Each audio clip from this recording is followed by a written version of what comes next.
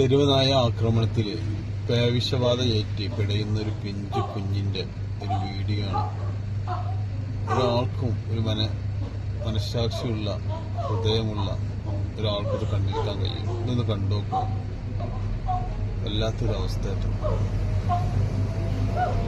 അപ്പോൾ ഇതൊന്ന് കണ്ടു നോക്കി മക്കളെ. നമുക്ക് ആർക്കെങ്കിലും ഇത് സഹിക്കുക. നമ്മുടെ കുടുംബത്തിൽ നമ്മളെ ഫാമിലിക്കാണ് ഈ അവസ്ഥ ഉണ്ടെങ്കിൽ എന്ത് നോക്കി.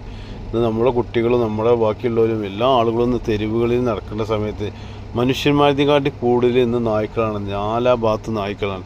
എവിടുന്ന് എന്താണ് കടി വരിക നമുക്ക് ആർക്കൊന്നും പറയാൻ പറ്റില്ല. ആർക്കും ഇത് സംഭവിക്കാം. നമ്മളെ കുടുംബത്തിലൊക്കെയാണ് ഇത് സംഭവിച്ചിട്ടുണ്ടെങ്കിൽ നമുക്കാർക്ക് സഹിക്കാൻ കഴിയുമോ?